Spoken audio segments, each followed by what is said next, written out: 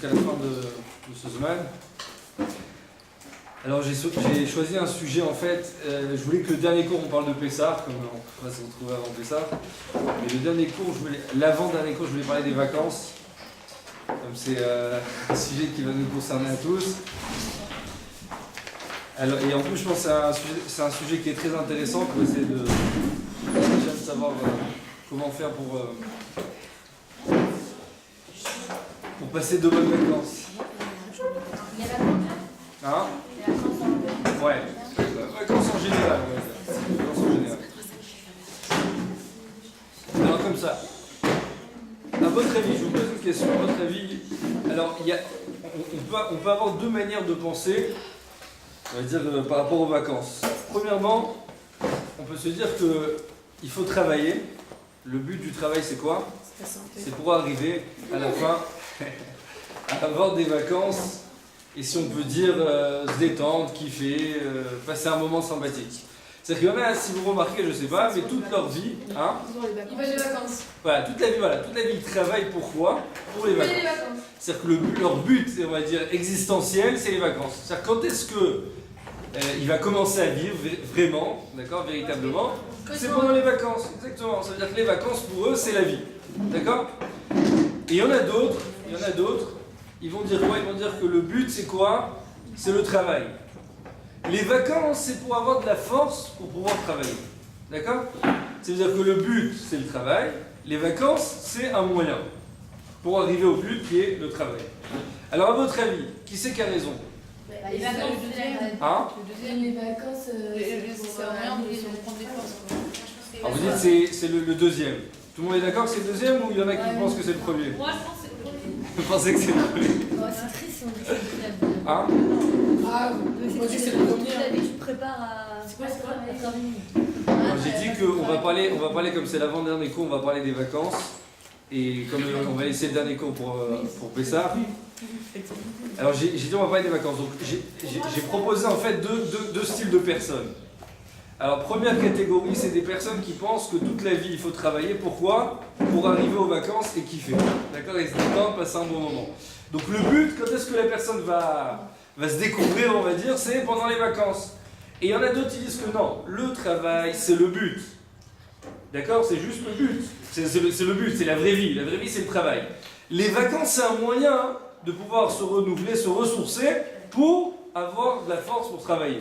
D'accord? Alors j'ai demandé qui c'est qui a raison. C'est la première catégorie ou la deuxième? Ça dépend La première, la deuxième, madame, la malgoulade. C'est bien aussi d'avoir des vacances, mais c'est bien aussi Parce qu'on de pas penser que les vacances c'est peut pas faire une vie sur du travail, il n'y a pas que du travail.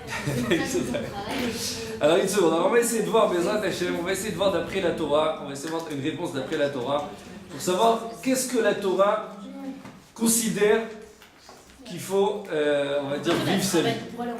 Quoi? Non, il y en a plein. Excusez-moi, mais en France, vous allez par exemple, la majorité des personnes on va dire que pas mal de monde que je connais, que je côtoie, ils vont vous dire qu'ils travaillent toute l'année pour arriver aux vacances. D'ailleurs, on sait que les Français, c'est les numéros 1 des vacances, d'accord? Tous les 3 semaines, il faut qu'il y ait des vacances, oui ou non? Il faut des vacances, il faut des trucs, donc c'est-à-dire que toute leur vie, c'est quoi? C'est les vacances. Le travail, c'est juste pour arriver aux vacances. Il y en a plein, on est d'accord ou pas? Alors, la question, est-ce que c'est vrai, c'est faux? Comment la Torah le considère?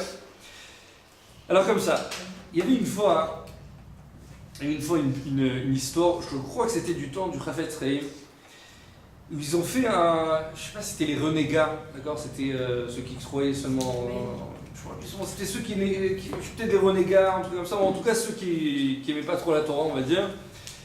Et ils ont joué une pièce de théâtre, je crois que c'était en Russie, en Pologne, je sais plus où. Ils ont fait une grande pièce de théâtre pour se moquer de la Torah. Qu'est-ce qu'ils ont fait? Alors, on sait que dans Parashat Shoftim, pour choisir les soldats du Ham Israël, alors il y a 3 conditions. D'accord? Alors je vous l'ai dit, on va raconter la pièce de théâtre. Qu'est-ce qu'ils ont fait? Ils ont fait une pièce de théâtre, ils ont mis comme ça dans la pièce, on va dire un exemple, une centaine de personnes dans la pièce, dans cette pièce de théâtre, et ils ont dit voilà comment le Ham Israël choisissait leurs soldats. Alors ils ont dit c'était quoi la première condition dans Parashat Shoftim? C'était celui qui a planté une vigne et qui n'en a pas encore profité, qu'est-ce qu'il faisait? Il venait pas en guerre. Il venait pas en guerre. Donc, on va dire qu'il y avait une centaine de personnes comme ça sur la pièce. Une dizaine de personnes qui quittent la pièce. Alors moi, je viens de planter une ville, d'accord? Donc, encore une fois, ils étaient en train de jouer le rôle. Moi, je viens de planter une ville, je ne peux pas sortir en guerre. Allez, il reste combien de personnes? 90. D'accord? Deuxième condition, c'était quoi? Celui qui s'est fiancé, qui ne s'est pas encore marié, qu'est-ce qu'il fallait qu'il fasse? Il ne pouvait pas sortir en guerre. Donc, encore une fois, deuxième condition, qu'est-ce qui reste? Encore 10 personnes qui sont je viens de m'enfoncer, je dois sortir en guerre. 80 personnes. Très bien. Arrive la dernière condition. Ceux qui ont voté. Exactement. Ayare verach alevav. C'est quoi Ayare verach alevav?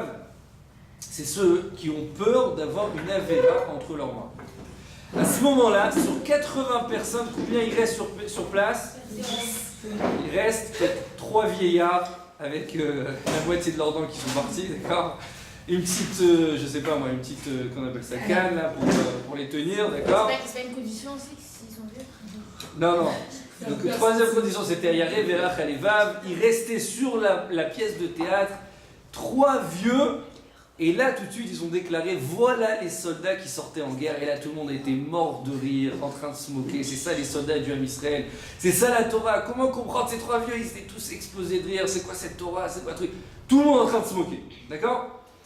À ce moment-là, il y avait un juif qui était vraiment, il passait comme ça de passage. Et il a vu cette pièce de théâtre. Et ça l'a vraiment choqué. Il a dit comment on peut se moquer comme ça de la Torah? Comment c'est possible? Qu'est-ce qu'il a fait? Il a été voir le Chavetz Chaim. Il était voir le Chavetz Chaim, je crois que c'était le Chavetz Chaim, il lui a dit mais Rabbi, expliquez-moi, comment c'est possible qu'on se moque comme ça de la Torah? Il raconte toute l'histoire, il y avait 10 personnes, après 20 personnes, après il reste 3 vieux sur la pièce. Et on dit voilà les soldats qui vont sortir. Le Chavetz Chaim, il a regardé, il a dit bah, c'était peut-être marrant même au temps du Ham Israël. Il dit c'est peut-être marrant, mais il dit c'est exactement comme ça que ça s'est passé. Et alors il dit mais ils ont oublié la pièce la plus importante du théâtre. C'est quoi? C'est que ces 3 vieux, ils vont prendre leur épée, ils vont sortir en guerre, et c'est eux qui vont remporter la victoire. Il dit donc la pièce la plus importante, ils l'ont oubliée, parce que c'est vraiment ces 3 vieux qui vont gagner la guerre. D'accord? Donc ça veut dire qu'est-ce qu'on voit de là? On voit de là pour l'instant, en tout cas comme ça, c'est d'après cette pièce de théâtre et vraiment ce qui se passait au temps de la guerre, c'est qu'à la fin restait, si on peut dire, les Gdolé Ador. C'est-à-dire que les soldats qui sortaient en guerre dans Parashat Shoftim, on te dit que c'était les Gdolé Ador, les grands de la génération, les plus grands de la génération. D'accord? Alors juste avant de continuer où je vais en venir, vous allez comprendre, juste vous raconter quelques petites histoires sur des grands de la génération pour vous montrer leur gadlout, leur grandeur. Je prends même des histoires, on va dire, de nos jours, d'accord? Des personnes qu'on a connues même de nos jours, même qui sont encore en vie, chez Bado les Chaim Tovim, pour montrer leur grandeur. Comme ça, quand on va montrer la grandeur, vous comprendrez la question après.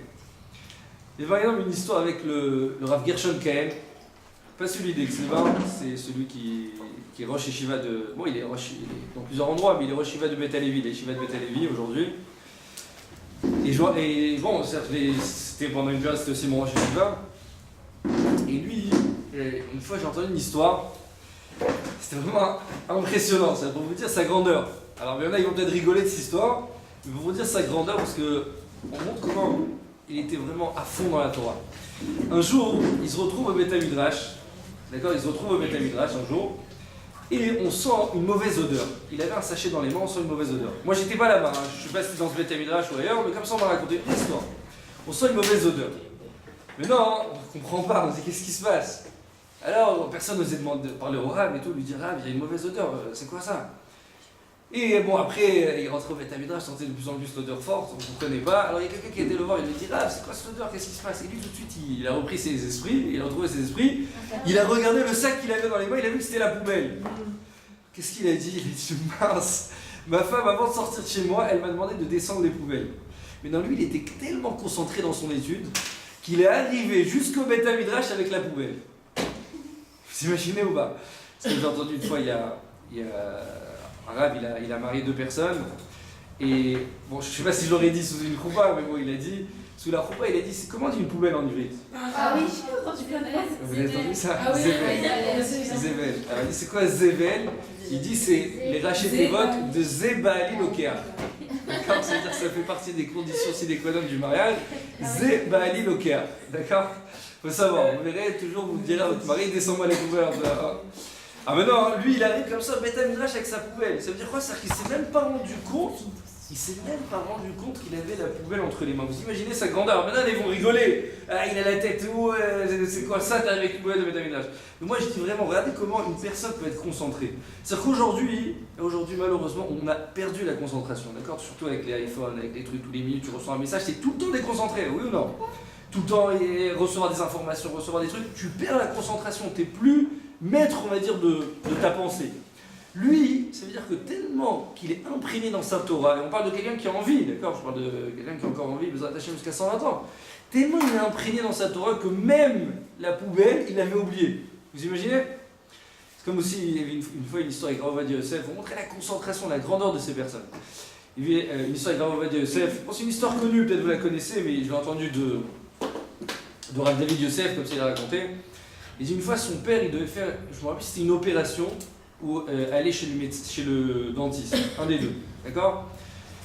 Et il arrive là-bas, alors je crois que c'était une opération, une opération, si je me souviens bien, c'était une opération. Et le docteur, il a dit, on a deux possibilités.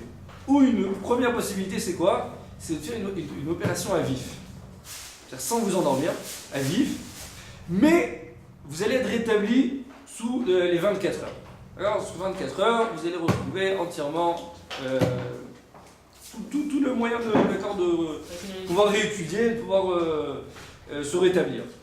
Mais il dit on a un deuxième moyen, c'est de vous faire une anesthésie. Mais attention, cette anesthésie, ça va vous, sûrement on appelle ça, vous affaiblir, et ça va mettre peut-être 3-4 jours ou même un peu plus pour vous rétablir. Qu'est-ce que vous préférez? À mon avis, on vous aurait proposé ça, que vous aurez dit tout de suite. Anesthésie, ouais. Alors, des fois, on va chez le dentiste, d'accord, il n'a pas commencé à nous toucher, tout de suite on explose, oui ou non? Ouais, comme une fois, il y avait quelqu'un, une fois quelqu'un va chez le dentiste, et il arrive comme ça, il hurle, ah, le dentiste lui dit, mais je t'ai même pas touché, qu'est-ce que tu hurles? Alors lui dit, je sais, mais je suis en train de m'entraîner. D'accord, donc en fait, des fois on va chez le dentiste, il ne nous a pas encore touché, on est en train de hurler. Alors à votre avis, qu'est-ce qu'il dit le Rav Ovadia? Regardez, vraiment c'est impressionnant. Il dit, je préfère le faire à vif. Pourquoi? Parce que ça va m'éviter de 3 jours de Bitul Torah. 3 jours de Bitul Torah, ça va m'éviter. Alors je vais souffrir pendant, je sais pas moi, quelques heures, mais c'est pas grave. Au moins je pourrai tout de suite après être rétabli et réétudier la Torah. Et on raconte là-bas qu'est-ce qu'il a dit, mais avant de commencer l'opération, donnez-moi une Gemara. Donnez-moi une Gemara, vous la connaissez, ouais. Donnez-moi une Gemara. Il a pris la Gemara, une fois que le chirurgien il a terminé l'opération, ils l'ont tapé sur l'épaule et trucs. Alors il dit, alors connaissez-vous commencer l'opération, j'en peux plus là. Il dit, c'est on a terminé. Vous imaginez ou pas? C'est-à-dire qu'on parle de personnes, leur concentration dans la Torah, c'était impressionnant. Ça, je parle des personnes qui sont maintenant, aujourd'hui, d'accord? Ça ne parle pas des personnes il y a 50 ans, ou il y a 1000 ans, ou il y a un truc. On parle des personnes qu'on a côtoyées, qu'on a vues, d'accord? Comme je termine une dernière histoire aussi avec le Raphaël Kanevski. C'est une histoire que j'ai lue là, qui vient de sortir, il y a 2-3 semaines. Il y a une fois, il y avait un père qui était très malade, d'accord, un fils qui avait son père qui était très malade, et il a été demandé une bracha à Raphaël Kanevski. Alors, il a été demandé la bracha, il lui a dit est-ce qu'il faut lui changer de nom? Je ne me rappelle plus comment il s'appelait son père, je ne me rappelle plus, mais alors il lui a dit, il lui a donné le nom. Alors Raphaël Kanevski, qu'est-ce qu'il a dit? Il a dit appelle-le Nimrod. C'est un rachat Nimrod. Il ne comprend pas Nimrod. Alors il dit Rav, Nimrod. Alors le père, le Raphaël qu'est-ce qu'il lui dit? Il lui dit t'as qu'à l'appeler Achashverosh. Il est complètement troublé, il dit qu'est-ce qui se passe? Il retourne voir son père et il lui dit papa, voilà, j'ai été voir Raphaël Kanevski, il faut t'appeler dorénavant Achashverosh. Alors le père, il a commencé à pleurer. Il a dit mon fils, je vais t'avouer la vérité. Il dit en fait, je ne suis pas juif. Pourquoi? Parce qu'il dit ça fait depuis peut-être 20-30 ans, je voulais me convertir. Et en fait, dans la conversion, il fallait faire la Brit Mila et aussi me tromper au mikvé devant des dayanim, devant des rabbanim, je sais pas quoi. Et il dit moi, j'ai pas fait ça. Et je me suis tout fait passer pour un juif, mais j'ai pas fait ça. Donc en fait, Raphaël Kanevski, il a compris que quoi? Il a compris que celui-là, c'était pas un vrai juif. Donc il lui a dit appelle-le Achashverosh. C'est quoi lui changer de prénom? C'est même pas un juif. Appelle-le Achashverosh. Vous comprenez ou pas? Encore une fois, on parle des personnes, c'est-à-dire il y a plein d'histoires, on pourrait raconter même sur Rabbi David Abouchatzera, des histoires que là j'ai entendues, des histoires aussi de fous. Mais tout ça, c'est des histoires, on va dire, de personnes qu'on connaît aujourd'hui, c'est Gdolé Israël, d'accord? Pourquoi je vous dis tout ça? Parce que quand on parle de la Torah, on parle de quelqu'un qui n'a pas peur d'avoir, qui ne craint pas avoir une avéra entre ses mains. Donc imaginez sa grandeur, oui ou non? Ne pas craindre d'avoir une avéra entre ses mains. Parce qu'on a dit la troisième condition pour sortir en guerre, c'était Ayare Verachalevav. C'est quoi Ayare Verachalevav? C'est écrit là-bas dans Rashi. C'est celui qui craint avoir une Avera entre ses mains. Ça veut dire que si tu pensais peut-être avoir une Avera, alors ne sors pas en guerre. Tu penses avoir une seule Avera, ne sors pas en guerre. Maintenant, bah, entre ces mains, on a tous les Avera. Oui, mais nous, justement, on prie là-bas, c'est pour écrit. avoir une Hein? erreur. Nous, on prie pour avoir une erreur, arrête. Non, il retraite bien sûr. C'est Non, ça. non, mais ça ne veut pas craindre. Ça veut dire qu'eux, ils ne pensaient pas avoir une Avera On entre eux. pense avoir fait C'est-à-dire, craignez ne pas faire de Averot, vous avez raison, c'est très bien. Mais là, eux, ils savaient, ils avaient conscience qu'ils n'ont pas fait d'Averot. Ils n'ont pas fait d'Averot. Donc, c'est-à-dire que, comme on a dit dans cette pièce de théâtre, il en restait 3, autant de la Torah, il en restait peut-être 10. C'est ces 10-là qui vont sortir en guerre. Mais ces 10-là, c'était quoi? C'était les plus grands de la génération, c'était les sommités, d'accord? Ceux-là vont sortir en guerre. Pourquoi je vous ai fait toute cette introduction? On arrive dans la paracha juste après. C'est quoi la paracha de Kitetse? De quoi on parle dans la paracha de Kitetse? On parle de la Haïfat Torah. C'est quoi la Haïfat Torah? C'est la non-juive. C'est la non-juive. D'accord? Qui, en fait, comment ils faisaient? C'était voilà, leur technique de guerre. Les goïms, qu'est-ce qu'ils faisaient? Ils mettaient des très belles femmes comme ça devant les soldats. D'accord? Donc, qu'ils allaient les séduire et comme ça ils allaient perdre la guerre. Eux, non. Ah, mais non, la Torah elle nous dit quelque chose vraiment de ultra surprenant. La Torah elle nous dit, vous savez quoi? Ah, vous m'entendez au fond? La Torah elle nous dit que ces femmes, donc ces femmes non juives, qu'est-ce qu'on va faire? On va les permettre. Pourquoi on va les permettre? Alors Rachid là-bas il explique, il dit parce que si la Torah n'avait pas permis ces non juifs, alors c'est sûr qu'ils auraient fauté. C'est sûr qu'ils seraient tombés, ils auraient fauté. D'accord?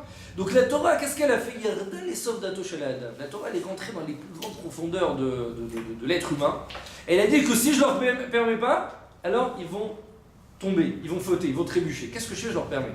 Déjà, on va juste, avant de passer à la question, on va juste comment la psychologie de la Torah. La Torah, elle te dit que quand tu as quelque chose qui t'est interdit, comme c'est écrit dans le Passouk, Ma'im gnuvim imtaku. C'est-à-dire de l'eau volée, elle est plus douce. C'est-à-dire que quand on a quelque chose d'interdit, ouais, alors à ce moment-là, on n'en peut plus de le prendre, on n'en peut plus de l'avoir. C'est comme je vous donne un exemple. Ouais, par exemple, je sais pas, on va vous dire que les Mars, par exemple, ou les Twix, c'est super bon, oui ou non? Il suffit que le lendemain, vous allez les avoir en cachère. Tant qu'ils n'étaient pas Khalav Nori, d'accord, on va dire ce qu'on peut permettre, c'est des culottes, c'est pas des culottes. À chaque fois que vous allez passer devant un Twix, vous allez avoir la salive qui. Mais une fois que ça devient cachère, même pas vous allez faire attention à ça. Oui ou non? Quand c'est pas trop cachère, ou quand c'est pas cachère, on n'en peut plus. C'est-à-dire que le Yitzhara, il est très fort, il est très puissant. Quand on le rend cachère, tout de suite, on te dit, ça y est, le Yitzhara, tu l'as amoindri de je sais pas combien. Oui ou non? Donc la Torah, elle te dit, je vais leur permettre. Comme ça, en leur permettant, leur Yitzhara, il va être diminué presque à 0. Mais maintenant, c'est quoi la question? Le Rav Shach, il pose une question, vraiment, ça veut dire ultra surprenante. Le Rav Shach dit, je comprends pas. On parle des grands de la génération, on parle des sommités rabbiniques, d'accord? On parle des c'est comme si on prenait aujourd'hui l'exemple, voilà, on avait en face de nous Raphaël Kanevski, Rav Eliashiv, Rav David Abou Khatsera, Rav Ovadia Yosef. On prend tous les grands, prenez tous les grands que vous connaissez, ils vont en guerre. Ces grands-là, qu'est-ce qu'on dit? Attention, ils vont aller en guerre, ils vont avoir ces femmes-là en face d'eux, il faut leur permettre. C'est quoi? Ils vont avoir ces femmes-là, les Yefat Torah, il faut leur permettre. Pourquoi est-ce qu'ils risquent de tomber? Mais c'est pas logique. Parce que c'est permis, on va. Non, Hein? c'est trop de Mais on parle d'Egdolim, on parle de personnes qui ne pensent même pas avoir une affaire entre leurs mains. Vous comprenez ce que je veux dire? Alors le Rav Shach il demande, mais comment c'est possible? Comment ces gens-là, tu crains qu'ils vont fauter? C'est pas logique. Vous comprenez la question? Oui. La question est vraiment ultra dérangeante. C'est vraiment... Je comprends pas la question. Alors écoutez bien le Yesod. C'est vrai, mais quand même, ça veut dire que la Torah te dit il faut leur permettre, il faut truc. Alors ils vont avoir les tzara, j'ai pas dit le contraire, mais pourquoi à ce point-là la Torah dit il faut absolument leur permettre? C'est vrai, je suis d'accord avec vous. Mais encore une fois, ils ont un plus grand tzara, mais d'un autre côté, on voit bien qu'ils ont réussi à le combattre. Donc ces personnes-là, tu crains qu'ils vont fauter, et en plus une avéra qui est si grave, ça paraît étonnant. Alors écoutez, la réponse elle est vraiment magnifique, et c'est un peu ce que je veux arriver par rapport aux vacances. D'accord? Alors regardez, la Torah elle nous dit comme ça, et c'est la réponse du Rav Shach. Le Rav Shach il dit, il y a un passouk dans Parashat qui est rapporté par la Gemara Kiddushin, et c'est un passouk dans Tehillim. Le passouk dans Tehillim, David Amelech il dit comme ça dans le verset, il dit Tsofé Racha la Tzadik ou Mevakesh la Amito. Tsofé Racha la Tzadik ou Mevakesh la Amito, ça veut dire quoi? C'est Tsofé Racha. Le rachat, c'est qui? De qui on parle ici? La Gemara l'explique. Et dit on parle du Yetzirah. Le Yetzirah, le Satan, d'accord? La Gemara d'ailleurs elle dit que le Satan, le Satan, le Malach HaMavet, le Yetzirah, c'est la même personne. C'est le même malach, d'accord? Donc Tzofé Rachat la Tzadik, c'est-à-dire que si on traduit littéralement, c'est quoi Tzofé? Tzofé, c'est-à-dire qu'il observe. Le Rachat, le Yetzirah, il observe le Tzadik. Il observe le Tzadik ou Mevakesh la Mito. Il attend impatiemment de le faire tomber. Il attend impatiemment de le faire tomber. Mais qu'est-ce qu'il fait? Il ne va pas l'attaquer tous les jours.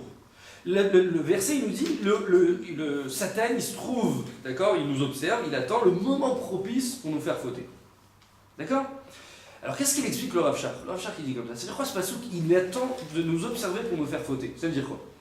C'est-à-dire que le Rav Shach, il dit une réponse vraiment magnifique. Il dit, regardez, tant qu'on se trouve, d'accord, dans, on va dire, notre cadre habituel. D'accord? Ça veut dire quoi? Ça veut dire que, un exemple, vous êtes au séminaire, d'accord? Vous êtes au séminaire, vous avez toute la journée, on va dire, du matin jusqu'au soir des cours, vous pouvez sortir de temps en temps, d'accord? Mais en tout cas, vous êtes, on va dire, cadré, si on peut dire. Oui ou non? Est-ce que vous pouvez facilement fauter? Non. Pourquoi? Parce qu'on a des règles, on a des principes, on est bien, on va dire, entouré. Oui ou non? On ne peut pas facilement fauter. C'est comme, une fois on a été demandé, je crois au Shamash, au Gabay de Raphaël Kanevski, on lui a dit comment, est-ce qu'il y a un chidouche, est-ce qu'il y a quelque chose, une nouveauté chez Raphaël Kanevski? Il m'a dit non, la vérité, il se lève le matin honnête, il étudie 7 dapim avant, il fait ça toute la journée, c'est-à-dire que sans arrêt il est pris par son livre. On va dire qu'il ne cesse même pas un moment où on peut l'attraper pour fauter. Mais c'est pas possible. Il peut pas tomber, c'est pas possible, ou non? Mais non, c'est dire quoi? C'est-à-dire que c'est quoi de se faire achat, c'est-à-dire? À quel moment le Yetzirah il va venir nous attaquer? Il va mettre toutes ses forces. C'est quand? C'est quand on se retrouve dans un endroit où on est hors du cadre habituel. Hors cadre habituel. C'est-à-dire qu'on se trouve, si on peut dire dans notre terme, on va dire, qui nous intéresse, c'est quoi? On se trouve pendant les vacances. Quand on se trouve pendant les vacances, quand on se trouve pas, on va dire, en période normale, alors à ce moment-là, on peut fauter ultra facilement. Et c'est ce que le Rav Shach il explique au sujet de Segdolim. Alors je termine avec Segdolim, on passe aux vacances. Il dit, regardez, qu'est-ce qu'on demande à ces grandes générations de faire? Toute leur vie, qu'est-ce qu'ils se sont travaillés? Qu'est-ce qu'ils sont travaillés? Comment ils sont devenus des sommités? Ils sont travaillés dans leur trait de caractère, dans leur midot, ils ont avancé, ils ont évolué, ils sont devenus meilleurs, ils sont devenus des gens bien, eux non. Ça veut dire quoi? C'est qu'ils ont enlevé toute la cruauté qu'ils avaient en eux. D'accord? Toute la cruauté, tous les mauvaises midot, ils les ont complètement éradiqués d'eux. Qu'est-ce que la Torah leur demande de faire maintenant? De se comporter radicalement opposé à ce qu'ils avaient l'habitude de faire jusqu'à aujourd'hui.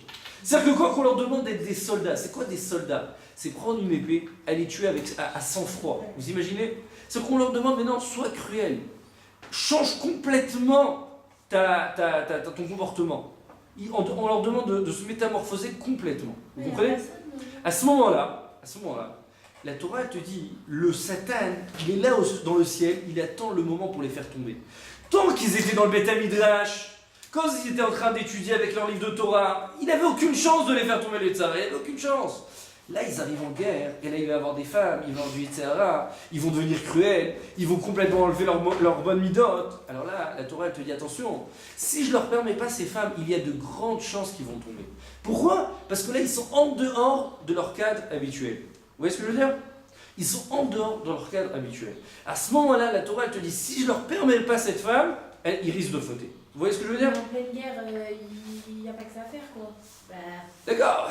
Sûrement. Tu sais que les exemples, la nuit, il y a plein de choses qui se passent, ça dure des milliards d'années. Voilà, exactement. La guerre, elle peut durer très longtemps, exactement. C'est-à-dire, après, il y a plusieurs batailles, plusieurs trucs. Pas sur le front. Voilà, il n'y a pas tout le temps sur le front, vous avez raison. Mais bon, en tout cas, la Torah, c'est ce que la Torah nous dit. Donc ça veut dire quoi? C'est-à-dire que là, on est en train d'apprendre quelque chose, un principe vraiment fondamental. La Torah nous dit que le but, on va dire, le but c'est quoi? C'est d'avoir des principes. Se cadrer. Pourquoi? Parce que tant que je suis cadré, tant que je me mets des barrières, j'ai aucune chance de tomber. Vous comprenez? Tant que j'ai des barrières, j'ai aucune chance de tomber. Il suffit que quoi? Que je dépasse toutes ces barrières, qu'est-ce qui va me rester? Il va me rester à ce moment-là la grosse épreuve. À ce moment-là, je peux tomber très facilement. Et c'est ce qu'on peut dire aujourd'hui, c'est la période de vacances. Pourquoi? Parce que quand on est en vacances, alors là, on n'a plus aucune règle. On peut se lever quand on veut. On peut aller où on veut. On peut regarder ce qu'on veut. On peut manger ce qu'on veut. En 2 mots, on peut faire ce qu'on veut. Ce qu'on désire, on peut le faire. Alors là, à ce moment-là, le Yetzer Hara, c'est à ce moment-là, il faut savoir, c'est à ce moment-là que d'un coup, toute sa puissance, il va la sortir contre nous. C'est-à-dire que des fois, on ne comprend pas pourquoi, dans les vacances, on va arriver à faire des choses qu'on ne se serait jamais imaginé faire. Oui ou non? On va dire, mais moi, ça fait 6 mois que j'étudie. Là, par exemple, voilà, on est, par exemple, le Zman Choref, ça fait combien de temps qu'on est Baruch Hashem? On a essayé de s'imprégner de Torah pendant 6 mois. Pendant 6 mois, on s'est imprégné de Torah. On arrive en vacances, on se dit, mais quoi, après 6 mois de Torah, je peux me comporter comme ça? Comment c'est possible? Vous voyez ce que je veux dire ou pas? Imaginez, par exemple, vous allez rencontrer, je suis sûr, vous allez rencontrer des filles, des copines que vous connaissez ou des personnes de votre famille. Et des fois, malheureusement, on va dire, elles n'ont pas choisi un DR de Torah. Ou non. Il y en a, ils ont été en fac, il y en a, ils ont été. Enfin, chacun avec son chemin. Mais des fois, on va les rencontrer. Et d'un coup, on va se comporter comme elles, on va parler comme elles, on va... D'accord, on va se dire, mais attends une seconde, moi ça fait presque 8 mois ou je sais pas combien de temps que je suis au séminaire, et je trouve pas que j'ai une énorme différence avec elles, vous voyez ce que je veux dire? Mais il faut savoir, c'est le Yetzer Hara, il est là, il nous met toute sa puissance contre nous. Toute sa puissance contre nous. C'est comme je vous donne un exemple. Bezrat Hashem, vous allez, Bezrat Hashem, faire des shidduchim et vouloir vous marier, oui ou non? Quand est-ce que je vous conseille de vous renseigner sur le barreau? Si c'est tout. Alors c'est vrai, ça aussi. Mais ça veut dire que si c'est pendant le Zman, alors des fois, très souvent, il y a la pression sociale. Ça veut dire quoi? C'est qu'il y a la yeshiva, il y a le rosh yeshiva, il y a les bachurim, il y a les trucs. On prend des renseignements constamment sur lui. D'accord, il a pas... Hein? Voilà, mettez-le en vacances, là on va voir. Est-ce qu'il va garder son rythme d'études? Est-ce qu'il va se lever au filote? Parce que comme je vous ai raconté une fois l'histoire sur celui qu'on s'était renseigné, est-ce qu'il se levait au filote ou pas? Vous vous rappelez cette histoire? Ouais. Ah? Ouais, exactement. Ah ouais. Bon, il la connaît, j'ai dû la raconter déjà. Bon, en 2 mois. Ouais, une fois il y a un bachour qui était en période de shidduchim, on l'appelle à la cabine téléphonique de la yeshiva et par sa grande chance, on tombe sur lui. La mère, elle tombe sur lui. Elle commence à poser toutes sortes de questions sur le bachour, comment il est, comment il est truc. Bon, bien sûr, comme c'est lui, alors à son égard, il dit toutes sortes d'éloges, d'accord? Ah, bah, le chesed, tous les meilleurs midotes possibles au monde. Mais là arrive une question délicate, est-ce qu'il se réveille au tfilote? Et lui, malheureusement pour lui, c'était un ronflard, il se levait jamais au tfilote le matin. Jamais. Alors il ne savait pas quoi répondre, il était un peu désemparé. Alors il a réfléchi, c'est un garçon intelligent. Il dit, regardez madame, ce que je peux vous dire, c'est qu'à chaque fois que je vais au tfilote, je le vois. À chaque fois que je vais au tfilote, je le vois. D'accord. Donc bien qu'il allait une fois par semaine, une fois par mois, donc il se voyait une fois par mois là-bas. En 2 mots. C'est le copain qui est né sur le... Non, lui-même. C'est lui qui a répondu. C'est lui qui a... Ah. non, c'est drôle. C'est pour ça que je t'ai dit, ils ont pas compris. Il fallait la raconter 2 fois. Voilà, il fallait la raconter 2 fois. Alors, donc en 2 mots comme ça, c'est vrai, maintenant vous regardez, prenez ce barreau là, d'accord? Prenez ce barreau. Mais je vous dis la vérité, hein. Il faut savoir que le barreau, ça va être la même chose pour vous. Hein. Ça veut dire que là, on parle du garçon.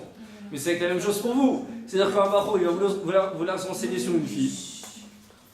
Un barreau, il va vouloir se renseigner sur une fille. Qu'est-ce que tu vas lui dire? Un barreau, il va vouloir se renseigner sur une fille. Qu'est-ce que tu vas lui dire? Tu vas pas lui dire renseigne-toi comment elle est au séminaire. Oui ou non? C'est sûr que ça va aider, bien sûr que ça va aider. Mais je pense que les meilleurs renseignements que tu pourras jamais tirer, c'est quoi? Regarde comment elle est chez elle à la maison. Regarde comment elle est en vacances. Regarde comment elle est avec sa famille. Pourquoi? Parce que là, c'est sa véritable personne. C'est-à-dire quand tu lui enlèves toutes ces barrières, elle se retrouve face à elle-même. Vous voyez ce que je veux dire? Donc là, maintenant, elle va être authentique. Est-ce que ta Torah, tu vas la mettre en pratique? Ou est-ce que maintenant, ta Torah, tu vas complètement l'oublier? Vous voyez ce que je veux dire?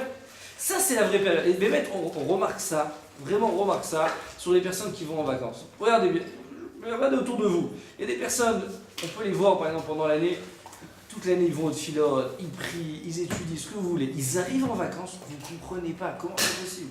D'un coup, il n'y a plus de tfilote, d'un coup, il n'y a plus de limud Torah.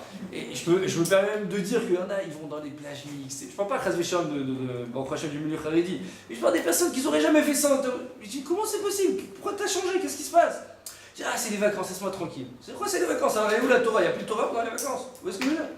Ah, il faut savoir que Bémet, c'est la vraie épreuve, ça va être maintenant.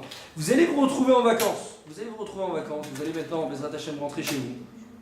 Alors maintenant on va voir, ça veut dire que Akash Baruch Hu, on va dire, ça va être Akash Baruch Hu d'un côté, et ça va être le Satan de l'autre, oui ou non?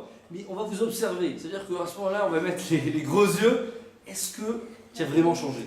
Est-ce que tu as vraiment évolué? Est-ce que la Torah que tu as appris, tu vas réussir à la mettre en pratique? Vous voyez ce que je veux dire? Est-ce que cette Torah que tu as appris, tu vas réussir à la mettre en pratique? Est-ce que maintenant tu vas savoir que quoi? Tu vas te retrouver à côté de tes parents. Et bien surtout savoir que la grande épreuve c'est avec les parents surtout. Ouais. Ça vous attends, dis-moi, ça fait 6 mois, j'ai payé le séminaire pendant je sais pas combien de temps, tu reviens, c'est comme ça que tu te comportes? Vous connaissez cette réponse ou pas? Pourquoi? Parce que vraiment, c'est à ce moment-là, alors je dis pas, c'est sûr qu'il faut savoir se relâcher un peu pendant les vacances. On n'a pas demandé de rester exactement comme au séminaire. D'accord, on n'a pas demandé de te lever à 6h du matin, de faire les slichot et de faire les trucs. On n'a pas demandé ça. Voilà. Mais on a demandé de quoi? De rester une fille, d'accord, qui est digne de quoi? D'un séminaire. Vous voyez ce que je veux dire? C'est ce qu'il faut essayer de retenir. Mais je pense que c'est très très important de retenir ce message. Alors maintenant, ce qu'on peut voir en fait de la Torah déjà, je pense qu'on a, dites-moi si vous êtes d'accord avec moi, mais je pense qu'on a la réponse à notre question. On a demandé au début, est-ce que le but de la Torah c'est quoi? C'est de travailler pour être en vacances ou d'être en vacances pour travailler? À votre avis, d'après ce que j'ai dit, c'est quoi la réponse? De travailler pour être en vacances. Non, Oui, quand t'es en travail, à la fin, Non, des vacances, Oui. de travail. Alors c'est vrai qu'on peut entendre ça des deux côtés, mais je vais vous dire comment je conçois la réponse. Les deux. La réponse elle est comme ça. C'est que, puisque en vacances, j'ai plus de limite, donc là je rentre dans un danger. La Torah elle ne veut pas qu'on se mette dans un danger. Alors c'est sûr qu'on a besoin de vacances pour se ressourcer, pour se renouveler, pour avoir des forces pour continuer, c'est sûr.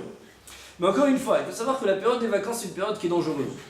Parce qu'on peut très facilement tomber, on peut très facilement trébucher. Donc la Torah, tout le but de la Torah, remarquez, tout le but de la Torah à chaque fois c'est quoi? C'est de se mettre des barrières.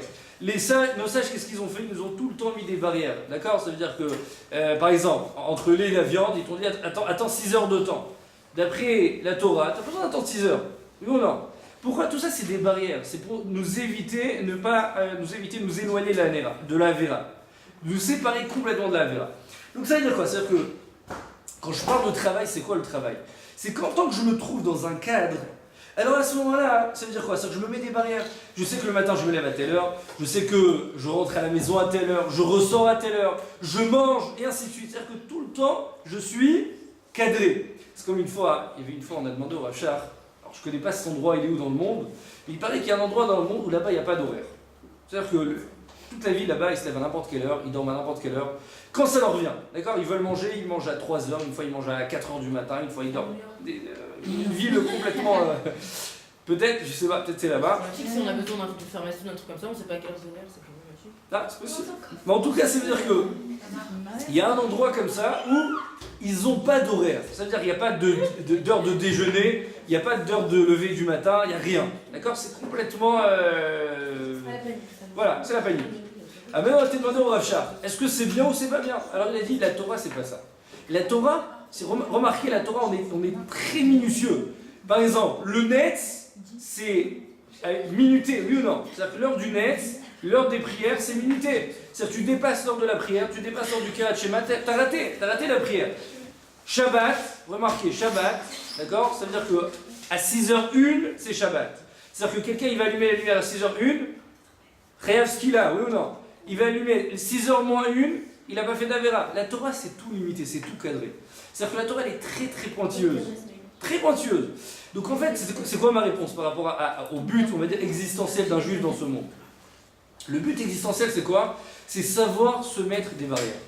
Quand je me retrouve hors barrière, alors c'est vrai qu'à ce moment-là va se dévoiler ma véritable identité. Est-ce que toute la Torah que j'ai appris, est-ce qu'elle est vraie ou elle est fausse? Ça c'est vrai. Mais d'un autre côté, c'est sûr que c'est pas le vrai but. Pourquoi? Parce que si c'est le vrai but, c'est qu'en fait, tout le temps, je rentre dans un danger. Et la Torah, elle veut pas que tu rentres dans un danger. La Torah, elle veut pas que tu fasses d'Avera. La Torah, elle veut que tu évites l'Avera. D'accord? Alors si maintenant, le but, c'est d'arriver en vacances, ça veut dire que le but d'un juif, ça serait quoi? De vouloir se mettre en danger. De vouloir se mettre à l'épreuve. Et c'est sûr que la Torah, elle veut pas que tu t'éprouves. La Torah, elle veut pas que tu te mettes dans des épreuves. Vous voyez ce que je veux dire? Donc encore une fois, c'est sûr que le but de la Torah, c'est quoi? C'est d'avoir une limite, d'être cadré. Et sachez que surtout, vraiment, en général, c'est surtout les femmes qui sont plus comme ça que les hommes. C'est-à-dire que les femmes, en général, c'est elles qui vont cadrer leur maison. C'est-à-dire que l'heure du déjeuner, c'est l'heure du déjeuner. L'heure du soir, c'est l'heure du soir. D'accord? C'est-à-dire que vous verrez, les Hachem, vous verrez, un mari, il est toujours moins cadré. D'accord? C'est-à-dire que l'horaire, c'est pas vraiment ça. Tout est, on va dire, à chaque fois c'est à peu près, oui ou non? Une femme, à moins que vous voyez, à moins que vous mariez avec, il paraît que les Ashkénazim ils sont plus cadrés, je sais pas. Mais en tout cas, non, il y a des Marocains aussi comme ça. Il y a des Marocains qui sont comme ça. Bon, je sais pas si vous voulez des Marocains après, hein, je sais pas.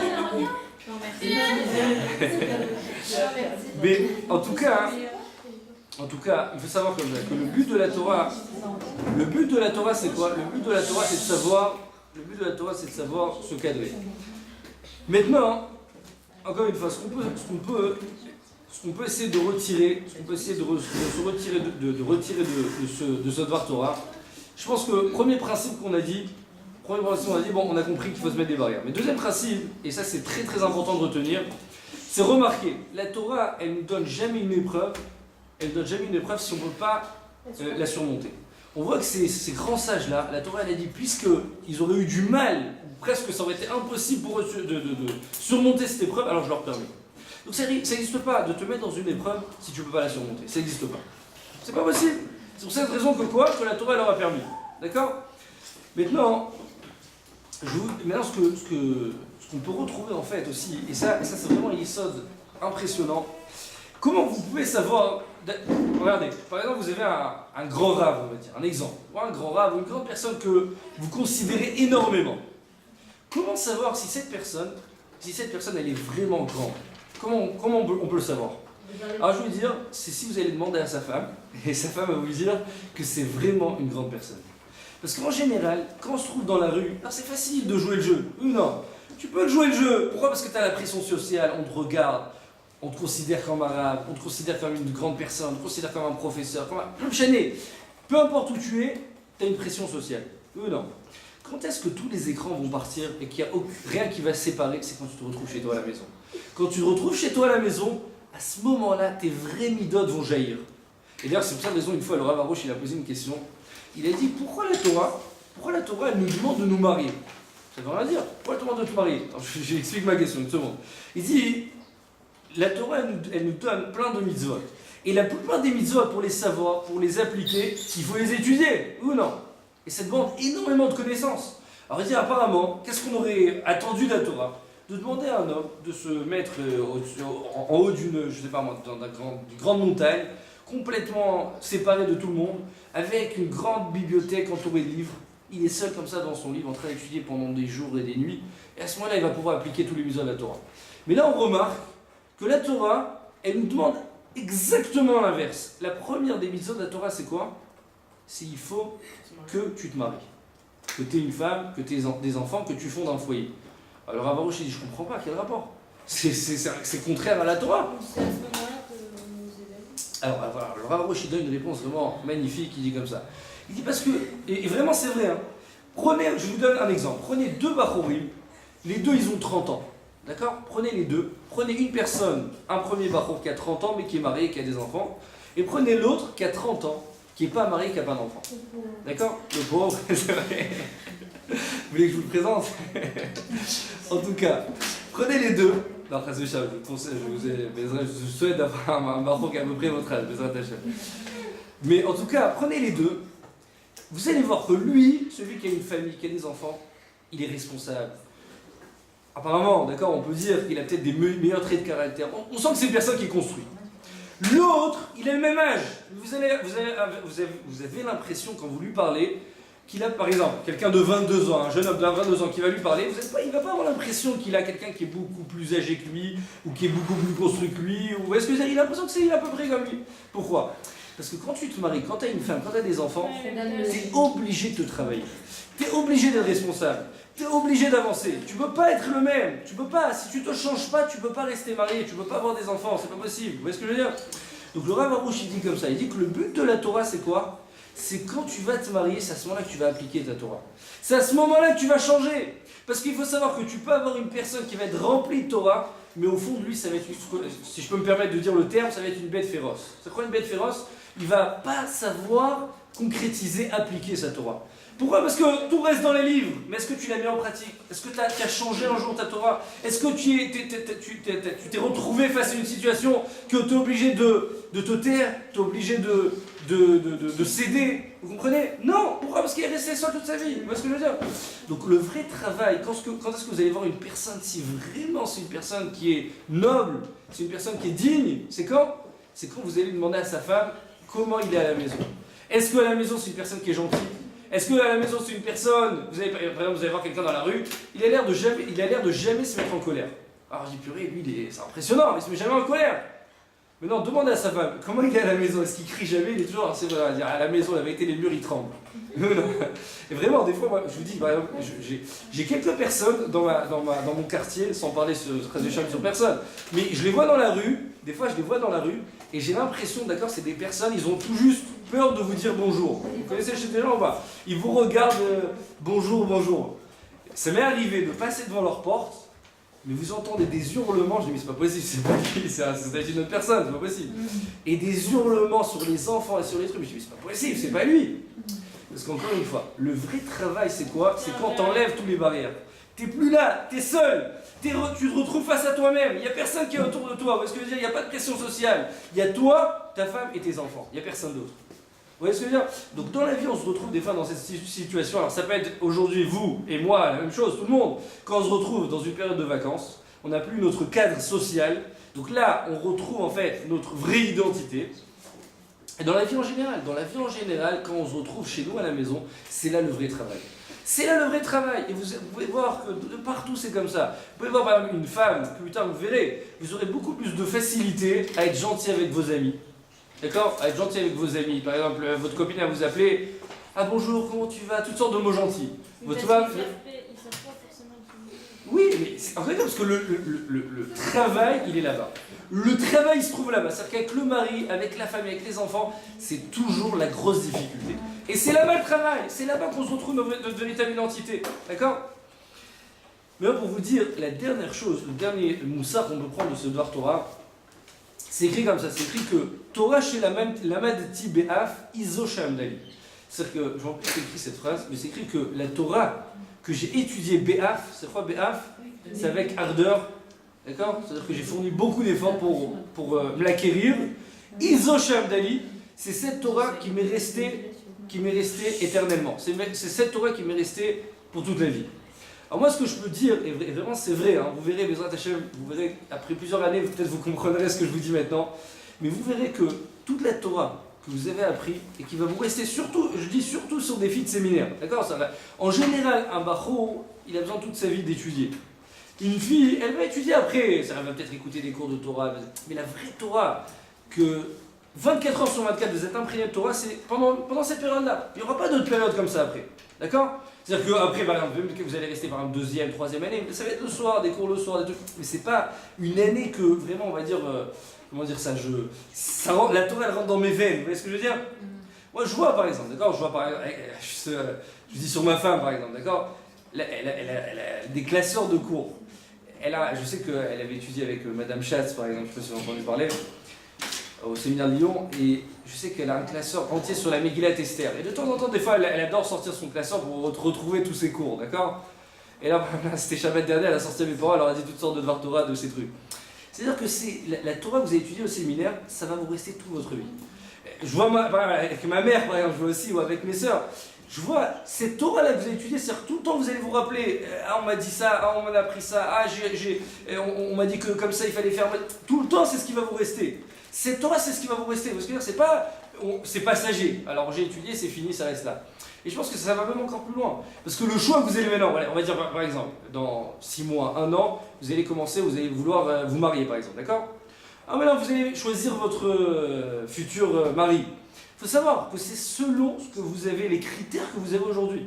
C'est-à-dire que tout ce que le mari, comment est-ce qu'il va être après, c'est comment vous allez choisir aujourd'hui. C'est pas, on va dire, dans 6 mois, vous allez changer. Au contraire, c'est maintenant. Ce que j'ai bâti aujourd'hui, ce que j'ai considéré que je veux aujourd'hui, c'est ce qui va me rester. Parce qu'il faut savoir, si maintenant, par exemple, demain, je veux quelqu'un qui travaille, alors votre vie, elle va être autrement. Oui, j'ai pas dit qu'il faut pas ça. Peut-être que selon votre personne, c'est ce qu'il faut. Oui, non, j'ai pas dit ça. Je rentre pas dans cette question. Mais par exemple, quelqu'un, ça va être le choix. Est-ce que je veux quelqu'un qui travaille? Est-ce que je veux un talmid chacham? Est-ce que je veux à moitié Talmid Chacham. Vous voyez ce que je veux dire? À chaque fois, c'est la question. Vous comprenez? Et ça, c'est ce qui va vous rester aujourd'hui. C'est-à-dire qu'on ne peut pas dire, bon, allez, je vais faire ça, je vais voir, je vais choisir. Un exemple, ouais, très souvent on dit, bon, vous allez parler avec un bachor, on a dit par exemple, on a parlé de se lever en prière, de se lever au tefila. Alors très souvent, qu'est-ce que les filles elles ont l'habitude de dire? Bon, c'est pas grave, je vais l'habituer, d'accord? Je vais prendre quelques seaux d'eau, il va se lever au prière. Oui ou non? Il faut savoir qu'en général, très souvent, j'ai pas dit que les bachors ne peuvent pas changer. Moi j'ai connu par exemple des bachors, je me Mais une rappelle. femme, elle change son mari. Hein. Elle peut changer, mais c'est-à-dire, encore une fois, c'est très difficile. Ça va être très difficile. Alors justement, j'étais en train de vous donner des exemples. Moi, par exemple, j'ai connu des bachors, je me rappelle, il y avait un bachor. Justement, je l'ai revu hier. Je me rappelle, ça veut dire qu'il avait peut-être un CDR dans la journée qui venait 2 heures de temps. Et je me rappelle, j'avais pitié de lui, c'est pour ça que je l'avais été, j'ai étudié avec lui parce que j'avais pitié de lui. Mais c'est-à-dire toute la journée, il était dans sa chambre, 2 heures de temps, je le tirais de venir au Beth-Amikdash pour venir étudier 2 heures de temps avec moi. Alors je me suis dit, mais comment qu'est-ce qu'il va faire lui de sa vie? Je comprends pas, comment il va faire? Et bah au Hachem, j'ai remarqué, il s'est marié, il a changé, et bah au Hachem, c'est-à-dire que maintenant, je le côtoie plus vraiment, mais ça je vois, c'est un avrère, il étudie, je pense. Moi je sais pas si sa femme elle le sort à coup de pied tous les jours, je sais pas. Mais en tout cas, c'est-à-dire que c'est sûr qu'une femme elle peut changer son mari, j'ai pas dit le contraire. Mais il faut savoir, c'est déjà très difficile. C'est-à-dire qu'on vous dit, ah peut-être vous allez réussir à le voter. Non, c'est pas ça. Comment il est, c'est ce qui restera. La même chose pour vous. Vous voyez ce que je veux dire? La même chose pour vous. On peut s'améliorer, on peut grandir, on peut évoluer, mais le travail va être beaucoup plus difficile. Parce que si déjà aujourd'hui, que j'ai plein de Torah et je suis imprégné de Torah, alors j'ai du mal à changer. Alors imaginez quand maintenant vous allez vous retrouver hors cadre du séminaire. Vous voyez ce que je veux dire? Vous croyez que ça va être facile de changer? Ça va être 10 fois, 1 milliard de fois plus difficile. Ça va être 1 milliard de fois plus difficile. C'est pour cette raison que le gros travail, le gros travail se fait aujourd'hui. C'est-à-dire tout ce que vous voulez aujourd'hui, tous vos désirs, vraiment, c'est-à-dire tout ce que vous espérez aujourd'hui de vous, comment vous voyez, vous projetez votre vie dans 10 ans, 20 ans, alors il faut savoir que c'est maintenant ça va être décisif. Vous voyez ce que je veux dire? Parce que si maintenant je ne veux pas dans ma Talmid Chacham, c'est aujourd'hui qu'il faut le décider. C'est pas dans 10 ans. Dans 10 ans, ça y est. Vous voyez ce que je veux dire? Si maintenant... C'est pas encore ce qu'on peut vivre avec, parce qu'on n'a pas eu cette expérience. C'est vrai, je suis d'accord avec vous. C'est vrai que, mais encore une fois, ça veut dire qu'il y a ce que je veux et il y a ce que je va me donner. On ne peut pas vraiment savoir. Bah ouais. C'est vrai que, par exemple, il y a très souvent des filles qui vont me dire, moi je veux un Talmid Chacham qui étudie, moi je suis prêt à... Et après, à la fin, elle rencontre quelqu'un qui travaille et elle s'en va avec lui. J'ai pas dit le contraire. Il y en a d'autres, elle ne veut pas vraiment un Talmid Chacham. On ne connaît pas les chemins du ciel. J'ai pas dit le contraire. Non. Enfin, il faut savoir que la Torah, c'est pas Avrer Talmid Chacham. C'est comment moi je me construis. Comment est-ce que je fais ma Avodat Hashem? Est-ce que je suis sincère dans ma Avodat Hashem? Est-ce que je fais ça juste extérieurement? Vous voyez ce que je veux dire? Donc, encore une fois, pour résumer un peu ce cours. Première chose, premier principe qu'on a appris dans ce cours, on a demandé par rapport à la période de vacances. On a dit la période de vacances, alors comment ça marche? Est-ce qu'une personne elle doit travailler pour être en vacances? Est-ce que être en vacances pour travailler? Voilà. C'est sûr que ça peut un peu les deux, mais il faut savoir que le but de la Torah c'est quoi? C'est de savoir se mettre des barrières. Savoir se mettre des barrières.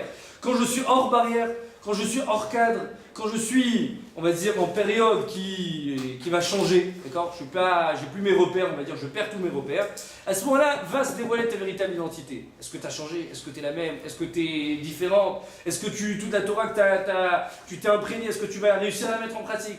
Tout ça, on va réussir à le voir, on va dire, pendant la période de vacances. Ou comme j'ai dit dans la vie en général, quand je suis marié, c'est à ce moment-là qu'on va voir si vraiment je suis quelqu'un de patient, est-ce que je suis quelqu'un de généreux, est-ce que je suis quelqu'un que j'ai de l'empathie, ainsi de suite, d'accord? C'est-à-dire tout ça, c'est quand j'ai plus la pression sociale, je suis plus dans mon cadre, j'ai plus rien qui me crée des barrières, qui me crée mes repères, vous voyez ce que je veux dire? Je suis hors barrière, là c'est la véritable identité. Mais c'est sûr que le vrai but de la Torah c'est quoi? C'est de toute la vie de se créer des barrières, se créer des repères, pour que quand je me retrouve en période d'épreuve, je sais les surmonter. Vous voyez ce que je veux dire? C'est-à-dire que si toute ma vie je me mets hors barrière, hors repère, j'ai rien qui va m'arrêter, alors quand je vais me retrouver face à une épreuve, la première des choses, qu'est-ce qui va se passer? Je vais tomber, je vais trébucher. Donc ce qui est valable pour nous aujourd'hui, c'est Bezrat Hashem, dans 2 semaines, on se retrouve en vacances, d'accord, on va se retrouver dans une période de vacances, surtout c'est un mois à peu près de vacances. Donc à ce moment-là, c'est vraiment, est-ce que tous ces 6 mois de Torah, sachez, je le dis pour moi, hein, vraiment, je le dis pas pour vous, je le dis pour moi. Est-ce que pendant ce mois de vacances, on va se retrouver comme une personne, d'accord, qu'on a étudié pendant 6 mois? Est-ce que vraiment, ta Torah que tu as étudiée pendant 6 mois, tu sauras la mettre en pratique ou pas? Est-ce que maintenant tu vas te retrouver face à des situations qui sont pas toujours faciles, j'ai pas dit le contraire, mais est-ce que tu vas savoir montrer que T'es un ben Torah, tu es une bat Israël, tu es une bat Torah, d'accord, t'es une fille de séminaire. Où est-ce qu'on va pas savoir trop faire la différence entre toi et une fille qui vient de sortir de la fac? Vous voyez ce que je veux dire? J'ai peut-être un peu exagéré, mais quand même, il faut savoir. Aux yeux, par rapport aux yeux de votre famille, les yeux vont être vers vous. C'est-à-dire que le regard va être tourné vers vous. Pourquoi? Parce qu'on se dit, attends, ça fait 6 mois que tu es dans un séminaire, est-ce que tu as changé? Est-ce que tu t'es amélioré? Vous voyez ce que je veux dire? Donc d'un côté, c'est vrai qu'on a l'impression que c'est un peu une pression, mais d'un autre côté, au contraire, ça montre qu'on a grandi, ça montre qu'on est des personnes qui sont plus élevées que les autres. Donc c'est pour cette raison que d'un autre côté, il faut savoir garder ces principes, garder les principes de la Torah. Tous les repères que vous êtes mis, sachez les travailler pendant les vacances, et c'est à ce moment-là, Be'ezrat Hashem, qu'on va savoir montrer à Hashem notre véritable identité. Chazak ou Baruch.